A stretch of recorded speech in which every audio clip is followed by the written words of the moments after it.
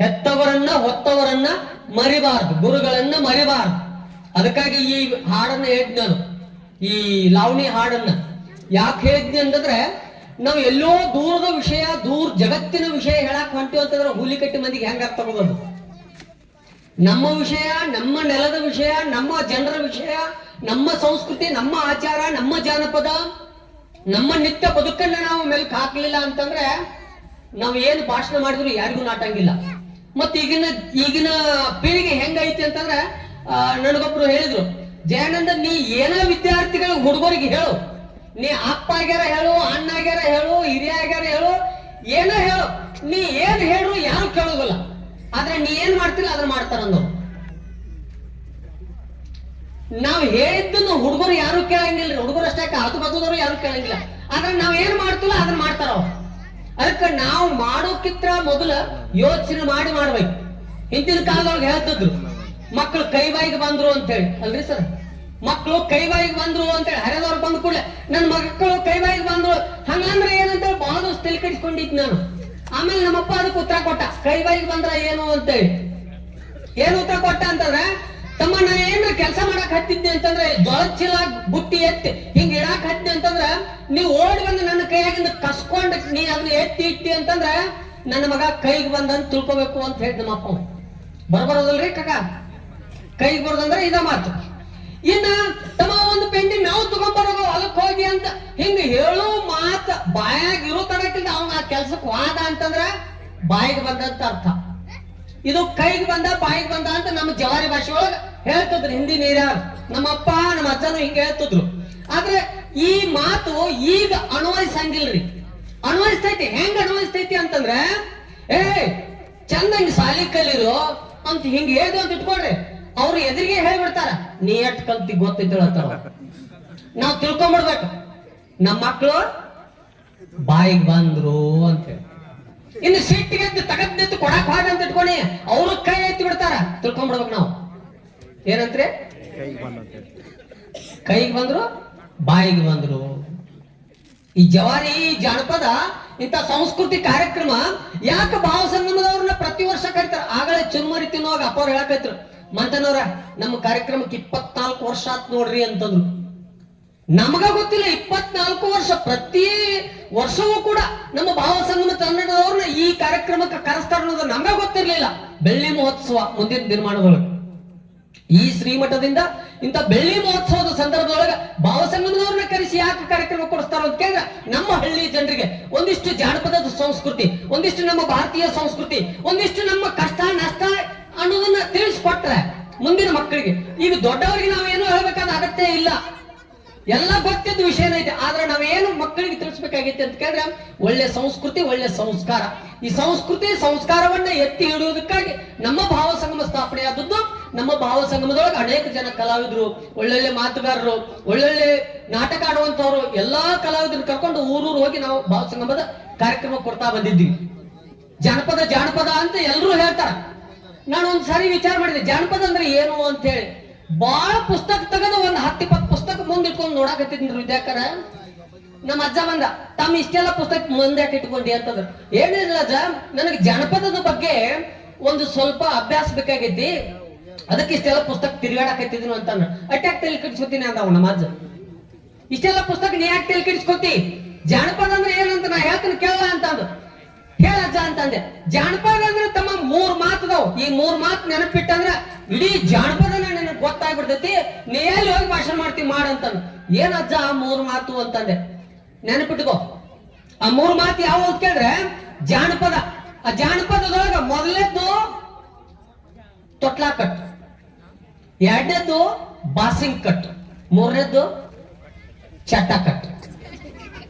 ಈ 3 ಮಾತಿನೊಳಗೆ ಇಡೀ ಜಾನಪದ ಆಯ್ತು ಹೋಗಂತ ಹೇಳ್ಬಿಟ್ಟ. ನೋಡ್ರ ಅವ್ನ ಜ್ಞಾನಿ ಅಂತದ್ದು. ಇದ ಜಾನಪದ, ಇದ ಸಂಸ್ಕೃತಿ. ನಾವು ಉದ್ದ ಭಾಷಣ ಮಾಡ್ಕೋತ ದೊಡ್ಡ ದೊಡ್ಡ ಗ್ರಂಥ ತಿರುವಿ ಹಾಕಿದ್ರ ಶಾಣ್ಯಾರದು ಅಂತ ನಾವು ತಿಳ್ಕೊತೀವಿ. ಬಾಳ ಓದಿದ್ರ, ಬಾಳ ಸಾಲಿ ಕಲ್ತ್ರ ಶಾಣ್ಯಾರದು ಅಂತ ನಾವು ತಿಳ್ಕೊತೀವಿ. ಹಂಗಿಲ್ರದು. ಶಾಣ್ಯಾರ ಆಗೋದಕ್ಕೂ ಬಾಳ ಸಾಲಿ ಕಲಿಯೋದಕ್ಕೂ ಏನ್ ವ್ಯತ್ಯಾಸ ಇಲ್ಲ. ಸಾಲಿ ಕಲಿದೇ ಇರೋರೆಲ್ಲ ದಡ್ಡ ಅಂತ ಏನ ಅರ್ಥ ಏನ್ರಿ? ಅಲ್ಲ. ಬಾಳ ಸಾಲಿ ಕಲ್ತವ್ರು ಶಾಣ್ಯಾರ ಅಂತ ಅರ್ಥ ಇಲ್ಲ.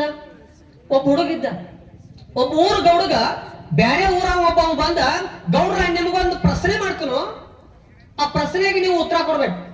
ಆ ಉತ್ತರ ಕೊಡ್ಲಿಲ್ಲ ಅಂತಂದ್ರ ನೀವು ಗೌಡ್ಕಿ ಕುರ್ಚಿ ಬಿಟ್ಟು ತೆಳಗಿಳಿಬೇಕ್ರಿ ಅಂತಂದ. ಇವ ವಿಚಾರ ಮಾಡಕ್ ಹತ್ತಿದ, ಏನ್ ಕೇಳ್ತಾನೋ ಏನ್ ಹೇಳ್ತಾನೋ ಅಂತ ಹೇಳಿ. ಏನ್ ಕೇಳವ್ರ ನೀವ ಅಂತಂದ. ಇಲ್ಲ ನಾ ಕೇಳುವಾಗ ಕೇಳ್ತಿಲ್ಲ ಅಂದವ. ಕೇಳ್ಯಾರ ಕೇಳ್ರಿ ಅಂತಂದ. ನಾ ಕೇಳುವಾಗ ಕೇಳ್ತಿಲ್ಲ ಅಂತಂದ. ಇವು ಹೊಲಕ್ ಹೋಗಿ ವಿಚಾರ ಮಾಡಿದ, ಮತ್ತೊಂದು ಮನಿಗೆ ಹೋಗಿ ವಿಚಾರ ಮಾಡಿದ, ತಲಿ ಕೇಳ್ಕೊಂಡು ಸಾಕಾತಾವ. ಅಲ್ಲ ದನ ಕೈ ಹುಡುಗದ, ಗೌಡ್ರ ಯಾಕೆ ಚಿಂತೆ ಮಾಡತ್ತೀರಿ ಅಂತಂದ. ಏನಿಲ್ಪ ನಮ್ಮ ಊರಿಗೆ ಒಬ್ಬ ಬಂದಾನ, ಅವೇನೋ ನನ್ನ ಪ್ರಶ್ನೆ ಮಾಡವನಂತ, ಅವ್ನ್ ಉತ್ತರ ಕೊಡ್ಬೇಕಾಗಿತ್ತು. ಅವ್ ಏನ್ ಪ್ರಶ್ನೆ ಮಾಡ್ತಾನೋ ಏನ್ ಉತ್ತರ ಕೊಡ್ಬೇಕಂತ ವಿಚಾರ ಮಾಡತ್ತಾನ ಅಂತಂದ. ಅವ ಏನ್ ಕೇಳ್ತಾನೆ ಕೇಳವಲ್ಲ, ನಾ ಬರ್ತೇನೆ ನಡ್ರಿ ನಾವು ಹೇಳ್ತಾನ ಅವ್ನ ಉತ್ತರ ಅಂದ. ಅವ್ ಬಗ್ಲಾಕ್ ಕುರಿ ಹಿಡ್ಕೊಂಡನು, ಕೈಯಾಗ ಬಿಡಿಗೆ ಹಿಡ್ಕೊಂಡನು, ಮ್ಯಾಲ ಕಂಬಳಿ ಹಾಕೊಂಡನು, ಬಂದ. ಬರು ತಡಕಿಲ್ದ, ಹಾ ಏನ್ ಕೇಳ್ಬೇಕು ಮಾಡ್ರಿ ನಮ್ ಗೌಡ್ರ ನೀವು ಪ್ರಶ್ನೆ ಅಂತ ಅಂದ. ಅವಂದ, ಗೌಡ್ರ ಕೇಳೋ ಪ್ರಶ್ನೆ ನೆನಕ್ ಕೇಳ್ರಿ ನೀವು ಉತ್ತರ ಕೊಡ್ತೀನಂದ. ನೀವ್ ಕೇಳ್ಯಾರ ಕೇಳ್ರಲ್ಲ, ನನಗೆ ತಲಿ ಹರಿದ್ರ ಕೊಡ್ತಾನ ಅಂದ. ಅವ್ ಕೇಳಾಕ್ ಹೇಳ್ತಿದ್ವಿ. ಏನಿಲ್ಲ, ಒಟ್ಟ ಈ ಜಗತ್ತಿನೊಳಗ ಎಷ್ಟು ಮಂದಿ ಸತ್ತದಾರೋ ಎಷ್ಟು ಮಂದಿ ಬದುಕ್ಯಾರ ಹೇಳಂತ ನಾವು ದಿಗಲ್ ಹಿಡಿತಿ ಎಲ್ಲ ಮಂದಿಗೆ. ನಾ ಹೇಳ್ತೇನೆ ಅದ್ ನಾವು ಬಗ್ಲಾಕ್ ಕುರಿ ಇತ್ತಲ್ಲ, ಆ ಕುರಿ ಮೂಗಿನ ಮೇಲೆ ಹಿಂಗ್ ಬಟ್ಟಿಟ್ಟವನ, ಗೋಣ್ ಮೇಲೆ ಬಟ್ಟಿಟ್ಟವನ, ದುಬ್ಬದ ಮೇಲೆ ಗೆರಿ ಕೊರ್ದವನ ಹಿಂಗ್ ಬಿಟ್ಟ. ಏನಾತ್ ಹಂಗ ಕುರಿ ಮರಿ ಮೇಲೆ ದುಬ್ಬದ ಮೇಲೆ ಗೆರಿ ಕೊರ್ದ್ರ ಅಂದ. ಏನಿಲ್ಲ, ನೀ ಏನ್ ಪ್ರಶ್ನೆ ಕೇಳಿದೆ, ಜಗತ್ತಿನಾಗ ಎಷ್ಟು ಮಂದಿ ಸತ್ತಾರೋ ಎಷ್ಟು ಮಂದಿ ಬದುಕ್ಯಾರ ಅಂತ ಕೇಳಿಲ್ಲ. ಈಗೇನ್ ಗೆರಿ ಕೊರ್ಲಿಲ್ಲ, ಈ ಆಡ್ಮರಿ ಬಲಗಡೆ ದುಬ್ಬದ ಮೇಲೆ ಎಷ್ಟು ಕೂದಲದಲ್ಲ ಅಷ್ಟು ಮಂದಿ ಸತ್ತಾರೋ, ಎಡಕ್ಕೆ ಎಷ್ಟು ಕೂದಲದಲ್ಲ ಅಷ್ಟು ಮಂದಿ ಬದುಕ್ಯಾರ ಹೋಗಂದವ್. ಹೆಂಗ ಅಂದ, ಬೇಕಾದ್ರೆ ಎಣಿಸಿ ನೋಡ್ಲ ಅಂದವ್. ಯಾರು ಎಣಿಸಿ ನೋಡವ್ರು, ಯಾರು ಎಣಿಸಿ ನೋಡವ್ರು. ಬಾಳ ಚೆನ್ನಾಗಂತೆ ಇನ್ನೊಂದು ಪ್ರಶ್ನೆ ಕೇಳ್ತಾನ ನಾವು. ಕೇಳ ಯಾರು ಬಿಡತಾರ ನಾವು. ಮತ್ತೆ ಕೇಳವ್, ಒಟ್ಟ ಈ ಭೂಮಂಡಲ ಏನು ಭೂಮಿ ಐತಿಲ್ಲ, ಈ ಭೂಮಿ ಮಧ್ಯ ಬಿಂದು ನಟ್ಟ ನಡು ಯಾವ್ದು ಹೇಳು ಅಂತಂದ. ಕೇಂದ್ರ ಬಿಂದು ಯಾವ್ದು ಹೇಳು ಅಂತಂದ. ಆಮೇಲೆ ಇದೇನ್ ದೊಡ್ಡ ಪ್ರಶ್ನೆ ಅಂದವ, ಇದೇನ್ ದೊಡ್ಡ ಪ್ರಶ್ನೆ ಅಂದವನ. ಕೈಯಾಗ ಬಿಡಿಗಿತ್ತಲ್ಲ, ಗಜ್ಜನ ಹಿಂಗ ಊರಿದ, ಇದ ನೋಡ ಕೇಂದ್ರ ಬಿಂದು ಅಂದ. ಅದೇಂಗ ಅಂದ, ಹೂಲಿ ಕಟ್ಟಿ ಜಾತ್ರೆ ಹಿಂಗ ಅಡ್ಡದ ಮೇಲೆ ನಿಂತ ಹಿಂಗ ಒಂದು ಗಜ್ಜನ ಬಡಿಗೆ ಊರಿದ್ರ ಜಗತ್ತಿನ ಕೇಂದ್ರ ಬಿಂದು ಇದ ಹೆಂಗ ಹಾಕೋತೀವ ಅಂತಂದ. ಬೇಕಾದ್ರೆ ಹಾಕ್ ನೋಡ್ಲಾ ಅಂದವ. ಈ ಕಡೆ ಆಳ್ಕೊತ್ ಹೋಗು, ಈ ಕಡೆ ಆಳ್ಕೊತ್ ಹೋಗು, ಮ್ಯಾಲಕ್ ಹೋಗು, ತೆಳಕ್ ಹೋಗು, ಪಾನ ಮಾಡ್ತಾ ಹೋಗೋಣ, ಹೊಳಿ ಬರೋದ ಇಲ್ಲ. ಇದು ಸಾಲಿ ಕಲಿದೇ ಇದ್ದವ್ರ ಬುದ್ಧಿ. ಅವ್ರಿಗೆ ಬದುಕಿನ ಹದ ಗೊತ್ತಿರ್ತದ. ಬಹಳ ಸಾಲಿ ಕಲ್ತವ್ರಿಗೆ ಬುದ್ಧಿ ಇರಂಗಿಲ್ಲ. ವಿದ್ಯೆ ಇರ್ತೈತೆ, ವಿದ್ಯೆ ಬೇರೆ ಬುದ್ಧಿ ಬೇರೆ. ಒಂದ್ ಕಡೆ ಭಾಷಣ ಮಾಡಕತ್ತಿದ್ದೆ ನೋಡು, ನೀವೆಲ್ಲ ಚಂದಂಗ್ ಓದ್ಬೇಕು.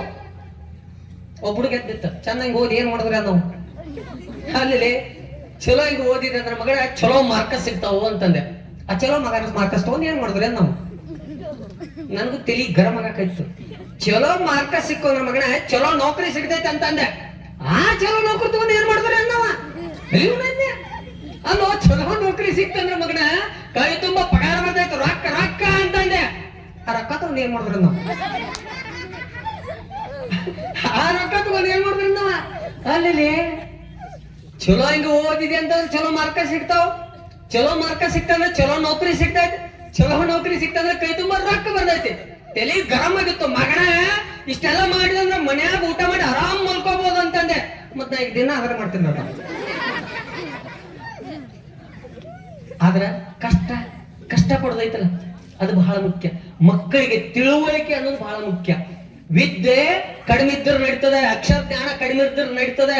ಆದ್ರ ಬುದ್ಧಿ ಕಲಿಸ್ಬೇಕು, ನಮ್ಮ ಮಕ್ಕಳಿಗೆ ಬುದ್ಧಿ ಕಲಿಸ್ಬೇಕು. ಒಂದ್ಸಾರಿ ಸಾಲಿಗೆ ಒಬ್ಬಾಕಿ ಹೆಣ್ಮಗಳು ಅಪಾಯಿಂಟ್ಮೆಂಟ್ ಆಗಿ ಬಂದಿದ್ರು, ಅದ ನೇಮಕಾತಿ ಆಗಿ ಬಂದಿದ್ರು. ಹುಡುಗರಿಗೆಲ್ಲ ಗಣಿತದ ಬಗ್ಗೆ ಪ್ರಶ್ನೆ ಕೇಳಿದ್ರು, ವಿಜ್ಞಾನ ಬಗ್ಗೆ ಪ್ರಶ್ನೆ ಕೇಳಿದ್ರು, ಕನ್ನಡದ ಬಗ್ಗೆ ಪ್ರಶ್ನೆ ಕೇಳಿದ್ರು. ಎಲ್ಲ ಸರಿ ಆತು, ಸಾಲ್ ಬಿಡು ಹೊತ್ತಾತು. ಹೊತ್ತಾದ ಕೂಡ್ಲೇ ನಿಮ್ಗೆ ಏನ್ರ ಮತ್ತೆ ಪ್ರಶ್ನೆ ಕೇಳ್ಬೇಕಂತ ಅನಿಸ್ತೈತಿ ಏನೋ ಅಂತ ಕೇಳಿದ್ರು ಟೀಚರ್. ಎಲ್ಲ ಹುಡುಗರು ಒಂದೊಂದು ಕ್ವಶನ್ ಕೇಳಿದ್ರು, ಎಲ್ಲರಿಗೂ ಉತ್ತರ ಕೊಟ್ರಿ ಟೀಚರ್. ಲಾಸ್ಟ್ ಹುಡುಗ ಬಿದ್ರು ಇದಕ್ಕ ಎದ್ದಿರ್ತಾವ. ಟೀಚರ್ ನಂದೊಂದು ಪ್ರಶ್ನೆ ಐತ್ರಿ ಅಂದವ್. ಏನ್ ಹೇಳಪ್ಪ ಅಂತಂದ್ರು ಟೀಚರ್. ಟೀಚರೇ ನಿಮ್ ಲಗ್ನ ಆಗೈತ್ರಿ ಅಂದವ್. ಏನಂದ, ನಿಮ್ ಲಗ್ನ ಆಗೈತ್ರಿ ಅಂದ. ನಾನ್ ಸೆನ್ಸ್. ಶಾಲೆಗೆ ಇಂಥ ಕ್ವಶನ್ ಅದು ಕೇಳ್ತಾರೋ. ನಾಳೆ ಬರುವಾಗ ನಿಮ್ಮ ಅಪ್ಪನ ಕರ್ಕೊಂಬ ಅಂದ್ರು ಟೀಚರ್ ಸಿಟ್ಟಿಗದ್ದು. ಟೀಚರ್ ನಮ್ಮ ಅಪ್ಪನ ಲಗ್ನ ಆಗೈತ್ರಿ ಈಗ ನಾವು ಅಂದ್ರೆ ಅವ್ನ ವಿಚಾರ ಏನೈತ್ ನೋಡ್ರಿ, ಲೆಕ್ಕ ಹಾಕ್ರಿ. ಅಪ್ಪಗೆ ಓದ್ ಕಟ್ಟಾಗಂತಾವ ಟೀಚರ್ನ. ವಿದ್ಯೆ ಬುದ್ಧಿ, ಈ ಜಗತ್ತನ್ನ ಗೆಲ್ಲೋದು ವಿದ್ಯೆ ಅಲ್ಲ, ಬುದ್ಧಿ ಅನ್ನೋದನ್ನ ಅರ್ಥ ಮಾಡ್ಕೊಳ್ಬೇಕು. ಅದಕ್ಕೆ ನಮ್ಮ ಮಕ್ಕಳಿಗೆ ನಾವೇನ್ ಕಲಿಸ್ಬೇಕಾಗಿದೆ, ಆಚಾರ ವಿಚಾರ ಸಂಸ್ಕೃತಿ ನಾಗರಿಕತೆ, ನಮ್ಮ ದೇಶೀಯತೆ ಅನ್ನುವಂಥದ್ದು ಏನದಲ್ಲ, ನಮ್ಮ ತಂದೆ ತಾಯಿಗೆ ಗೌರವ ಕೊಡಬೇಕು, ಗುರು ಹಿರಿಯರಿಗೆ ಗೌರವ ಕೊಡಬೇಕು, ಮಠಮಾನ್ಯಗಳಿಗೆ ಗೌರವ ಕೊಡಬೇಕು.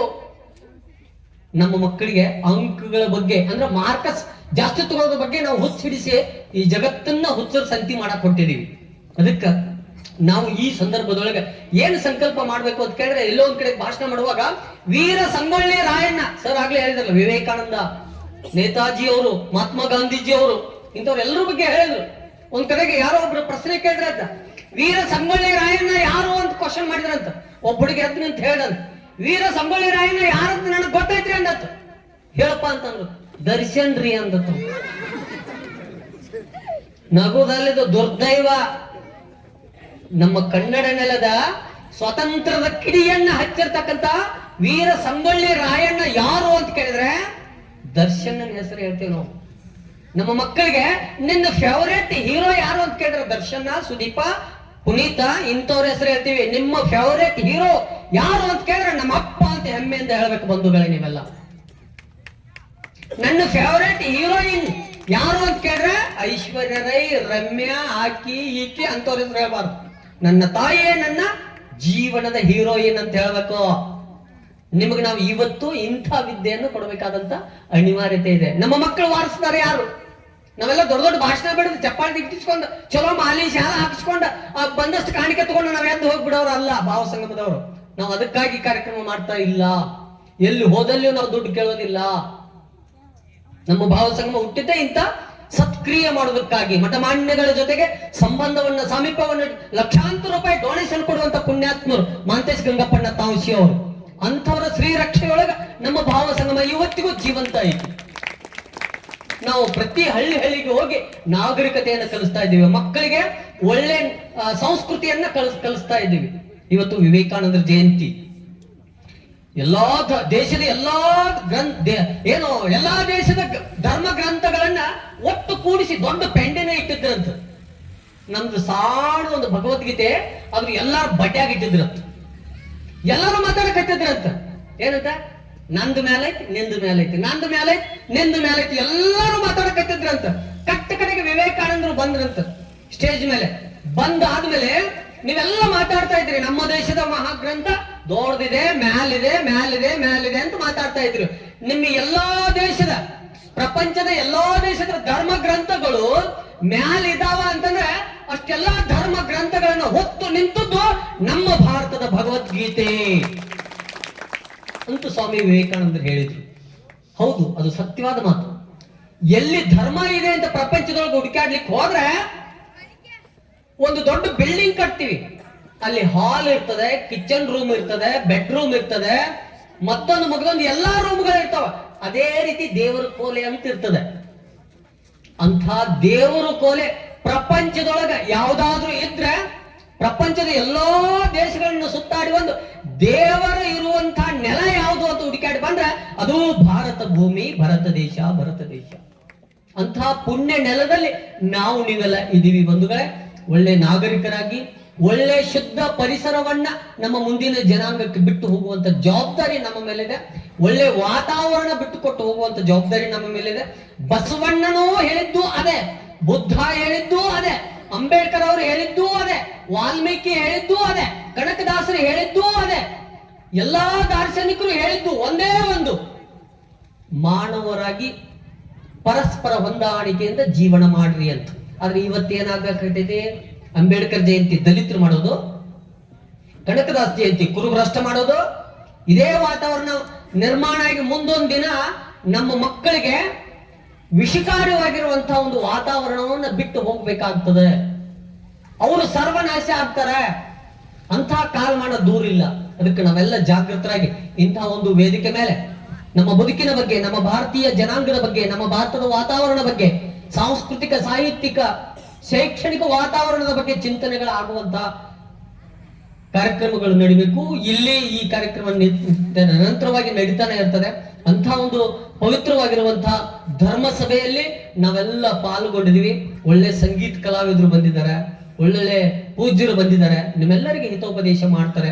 ನಿಮ್ಮ ಊರಿನ ಜನ ಸಾಮಾಜಿಕವಾಗಿರ್ತಕ್ಕಂಥ ಆರೋಗ್ಯಕರ ವಾತಾವರಣದಲ್ಲಿ ತಾವೆಲ್ಲ ಇದ್ಕೊಂಡು ಒಳ್ಳೆ ಮನಸ್ಸನ್ನ ಇಟ್ಕೊಡ್ರಿ. ಹಿಂದೂ ಇರ್ಲಿ, ಕ್ರೈಸ್ತರು ಇರ್ಲಿ, ಮುಸ್ಲಿಮರು ಇರ್ಲಿ, ತಳವರ್ಗದವ್ರು ಇರ್ಲಿ, ಮೇಲ್ವರ್ಗದವ್ರು ಇರ್ಲಿ, ಜಾತಿ ಧರ್ಮ ಇವೆಲ್ಲವುಗಳನ್ನ ಮರೆತು